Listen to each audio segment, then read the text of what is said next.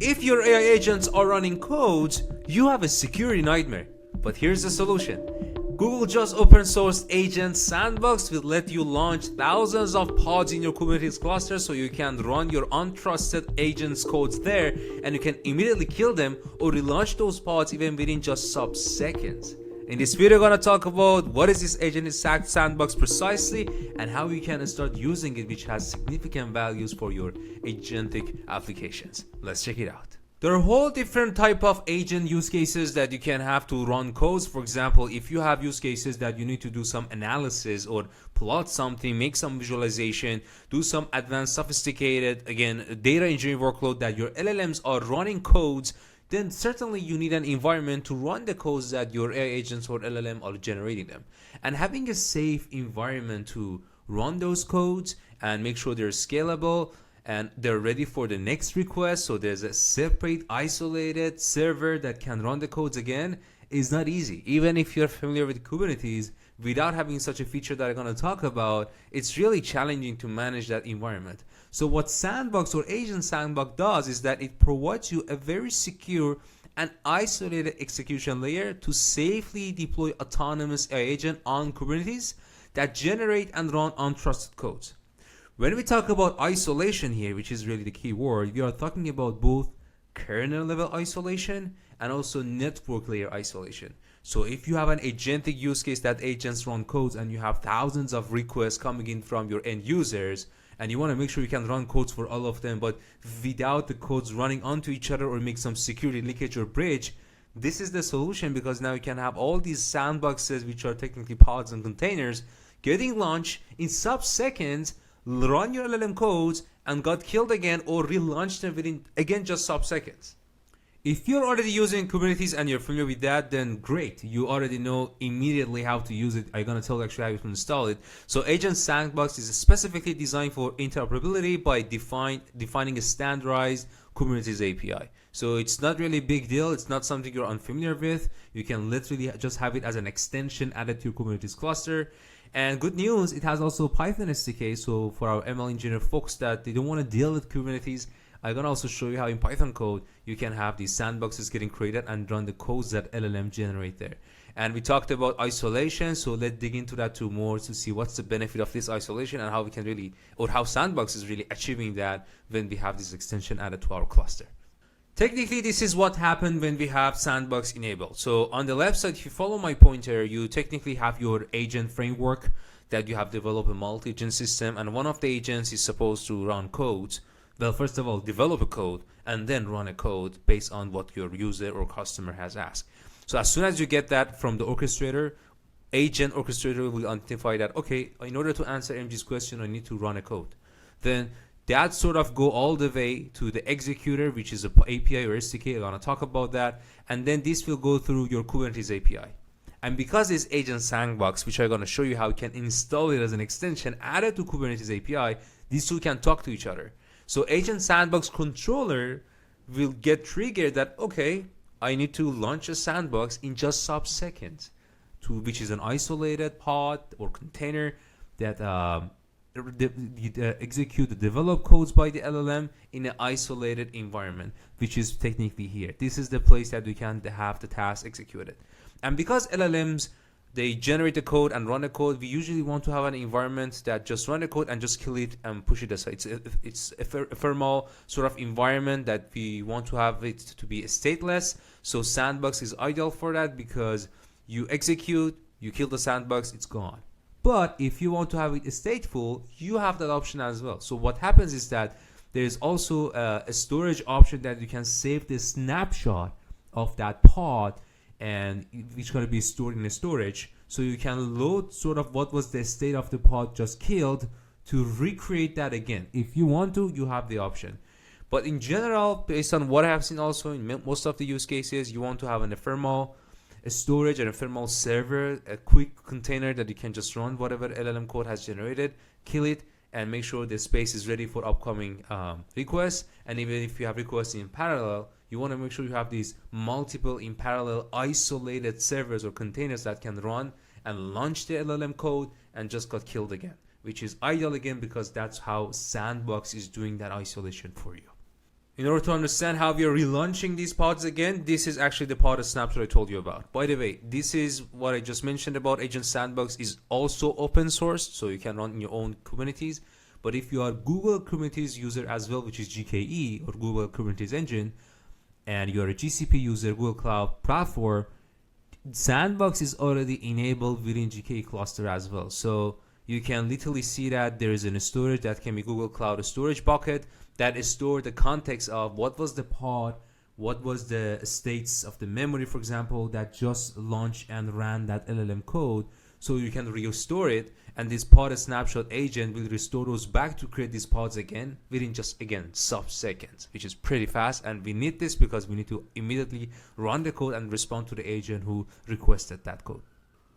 Alright, here's now how you can start installing and using the open source version of this Agent Sandbox. By the way, I'm gonna add the link of all these source codes and start getting started documents to the video description below. There's a link in Discord channel. Go there. In Discord channel, there's a reference section. If you click on the reference, you will see list of all the videos I publish with the reference code that I use them within those videos, namely this one.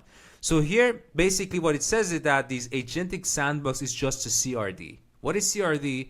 Well, Kubernetes already have its own language that you can talk with it, like kubectl stuff, but in order to have that enhanced with Sandbox, you need to add this additional word to its language to understand this concept of Sandbox. And that's why there's no sophisticated or sort of whole new thing, because it talks with the Kubernetes language.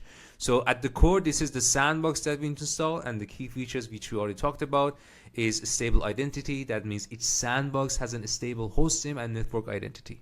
As long as the sandbox is launched and it's running, you have that sort of definition. Persistent storage, sandbox can be configured within persistent storage that survives restarts, because you can again make a snapshot as well. You can use that storage, bring that back again to relaunch the pod. And lifecycle management, the sandbox controller manage the lifecycle of the pod, including creation, scheduled deletion, pausing, and resuming. So you can consider these 4 or 5 keywords as the main stages of your sandbox that you can control it through this core that we're gonna actually install. So as soon as you install the core, you're not done. You need to now install the extension of this core. So what are the extensions? This is listed here. When you install the extension, again, I'm gonna talk about how you will have these 3 more capabilities. First, you will have sandbox template. So what is template? In order to provide a way to define reusable templates for creating sandbox, making it easier to manage large numbers of similar sandboxes, you can just have a template.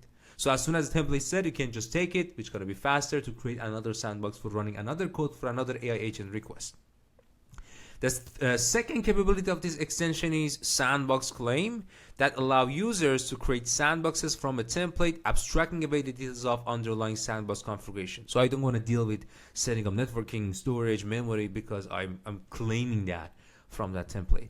And lastly, which is very important, sandbox warm pool. Because I told you that it's gonna take maybe some seconds to launch a sandbox, you know that launching a container takes time in Kubernetes. So how come in just sub-seconds we can have these sandboxes getting launched? It's because of this warm pool. So what it does, it manages pool of pre-warm sandboxes that can be quickly allocated. So they're sort of period in a standby mode. As soon as you call it, they immediately get launched. So users can reduce time to take to get a new sandbox up and running. So first, you need to install the core, and second, the extension. And here's how. So I've already done that in my environment before I show you the demo. So what you need to do, you just simply need to define what version of that you want to install. It's already available in this GitHub repo. As soon as you have that, there's one manifest YAML file that you need to run it in your Kubernetes. So you have to already have a Kubernetes cluster, and you can just run kubectl on it and install this using this manifest. After you install the core, you need to install the extension, which is technically these 3. For doing so, you need to apply the same thing on kubectl or ctl, and then afterwards, you need to just call this extension YAML file, which are all coming from this open source GitHub repo. Now, as soon as you install these 2, there are 2 ways that now we can immediately interact with these sandboxes and launch codes on them. First, through YAML, which is Kubernetes folks friendly. You can just specify hey, what do you want to create? I want to create a sandbox with this name, with this pod template. This is coming from the extension, and here's the image that include, for example, the packages or libraries you need to have installed in the Python environment. So when you want to run LLM code that automatically in this sandbox, it won't get any package dependency or any issues in the software layer. So that's one way to actually do it. But from ML engineer perspective, I love Python and I prefer Python. I don't want to deal with YAML file, but good news, we already have that solution as well. Before I show you its Python SDK, it's worth to highlight a couple of more desired sandbox characteristics that come with this Agent Sandbox. I already talked about a lot of them, but I think, to be honest, this is really the juice of the benefits of this sandbox. First of all, it has a strong isolation. I told you at the beginning of the video, from both kernel level, you have isolation, and also networking level. You might say that why MG we need isolation for these sandboxes. So imagine if your LLM, which is your AI agent, run the code, generate the code, and you want to run that code in an environment, and if you in the same environment run another code being generated by another AI agent for another user that asks the same agent, then if one of these make a mistake on the code and potentially make some breaches, then it might get all your hosts down. Or if your system get hacked, one of the sandboxes get hacked, it's gonna go through all the other sandboxes and even your whole host system. So if you know Kubernetes, there's something called gVisor, which technically create that protection shield between your containers. So even if one container get hacked, your whole system and host never get hacked because of that protected shield, although they're all using the same server. So Sandbox on backend is using that to have that protection. Second one is deep hibernation. This is about the value of restoring those pods again or sandboxes again, as I talked about that, because you can save the state to a storage and bring them back again. Automatic resume, because you might not want to kill the sandbox, you want to pause it and resume it, so you have that option as well in case that's needed. You have the efficient persistence. It has elastic and rapidly provisioned storage, and that storage is actually can be shared, and similar to memory can be shared across sandboxes because they're all using sort of the same host. They can share potentially that, but still there's an isolation between them. It has rich identity and connectivity, and it's programmable, and I'm going to talk about actually the Python SDK way that you can interact with it. In order to start its Python SDK, there are three things you need to have which are prerequisites. First of all, you need to make sure that you have a Kubernetes cluster, obviously. Second, make sure Agent Sandbox controller is installed. We already talked about that how you can install the core and the extensions. And then make sure your kubectl command is installed so you can literally talk with your Kubernetes cluster. And then afterwards, you need to install another thing, which is the router. So technically, router gonna route the request as your client is sending them. So you must deploy this router specific for the sandbox, and it's just one time. And here's the steps that you have, how you can actually follow up. And then you can just create a sandbox template that your system gonna use that template to keep creating sandboxes as you request them, which are coming from this also sample code. After that, you're good to go. You just need to install a virtual environment in Python, as it's a best practice to install pip packages. And for now, as I'm recording the video, you can directly do pip install using the Git repo that is coming in from this open source repository. And you have also the other option, which is installing from the source that is in editable mode. I just honestly ran this one and it worked perfectly for me. All right, after that, let me jump into the Jupyter Notebook to show you how I coded in Python to actually call this. All right, after successfully installing that pip install that I showed you, which was the last step, you should be technically able to import Sandbox client from Agent Sandbox. As soon as you have that client, welcome to Sandbox. So you can just literally call that, create a Sandbox, and because we use that template that is coming from the source code, we are calling the same thing. So that's why I'm not going to need to specify configurations of the pod or container or what gonna be the image container stuff. I'm using that template, so I'm good to go. I don't want to deal with any headache of infrastructure, which is great. And you give it a name, and make sure you choose a proper name, because you need to have this name when you want to call this sandbox for running the code later on. And because I ran it successfully, it told me I got created, and now this sandbox handler will be the one that I can use it to interact with that containerized environment in my Kubernetes that is waiting for any code from LLM to get generated and get executed. And here I'm just using a pretty simple code, which is echo or printing in terminal whatever it's been asked here. It's technically a code, and you can see that as soon as I ran it, it told me that, hey, I'm watching for Sandbox to be ready, and Sandbox is ready. Actually, let me see if we can check how many seconds it took. Almost around 1 second, or even maybe less. Yeah, almost 1 second, which is pretty fast. And that was my first time running this. Imagine with just in 1 second I have an environment that I can run code which is isolated. I can launch it, kill it immediately, talking about sub-seconds and seconds. And then after that, the router came in. Remember, I told you need to install the router get the request, and then there's a port forwarding because I'm running that locally. And that's it. As soon as it got my request, it actually printed hello from inside Sandbox, hello from inside Sandbox. This is actually the result of my code.